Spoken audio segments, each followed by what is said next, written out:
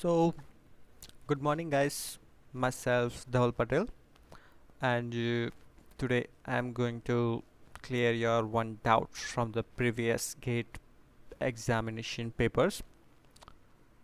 We have come across the one common question which students were repeatedly asking: why we are doing this kind of calculation, and also we are going to clear it out today.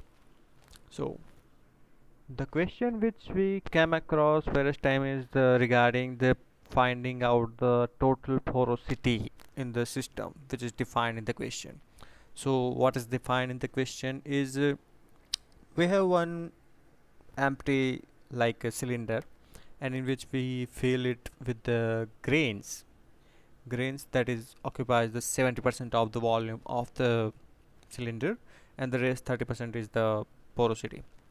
And then इसके अंदर हम और matrix वगैरह डाल रहे हैं जो पुराने वाले ग्रेन साइज़ के मुकाबले थोड़ा छोटा साइज़ है, और इसका पोरोसिटी हमको दिया हुआ है 20%। और नेक्स्ट इसके भी अंदर हम जो ये ग्रीन वाले दिख रहे हैं वो वाले हम 10% पोरोसिटी के बेसिस पे डाल रहे हैं, और हमको फाइंड आउट करना है all over porosity of the system. So most of the student जो आंसर कर रहे हैं या फिर आंसर दे रहे हैं या समझ रहे हैं, वो सिर्फ क्या कर रहे हैं, तीनों का मल्टीप्लाई कर रहे हैं, तीनों पोरोसिटी का 30 × 20 × 10, और जो आंसर आ रहा है वो आंसर डाल रहे हैं। लेकिन ज़्यादातर स्टूडेंट को नहीं पता है कि हम ये क्यों कर रहे हैं, तो आज हम वही क्लियर करने की कोशिश कर रहे हैं। So first look at the question first. So what is the given data? We have one cylinder, और इसके अंदर हम डाल रहे हैं 70% ऑफ ग्रेन्स। सो अपना बल्क वॉल्यूम जस्ट इमेजिन कर रहे हैं 100 cc, और 70% हम ग्रेन डाल रहे हैं, तो ग्रेन वॉल्यूम हो जाएगा 70 cc। तो rest of the remaining is the pore volume, so 30 cc will be our pore volume, that is the 30% of the bulk volume, that is the by definition the basic the definition of the porosity. So we have 30% of pore volume after the clearing the first rule. Next, इस 30% पोर volume में हम डाल रहे हैं matrix जिसका porosity है 20%, right.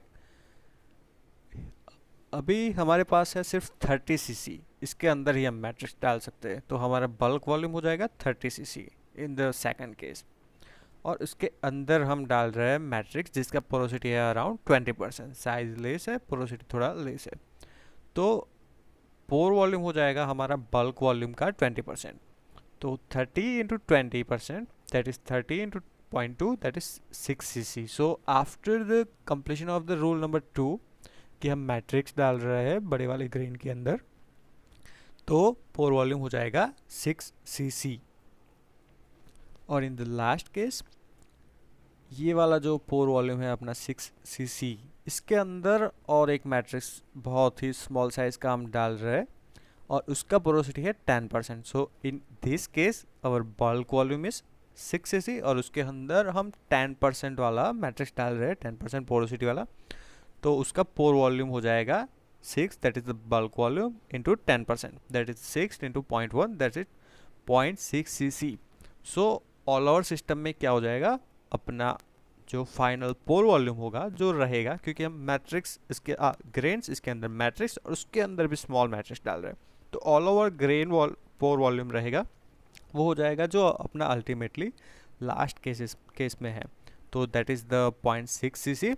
सो अपना final pore volume रहेगा 0.46 cc, और अपना बल्क वॉल्यूम था पहले से जो पूरे ग्रेन और पूरे सिस्टम और पूरे सिलेंडर का वॉल्यूम था, दैट इज़ द 100 cc।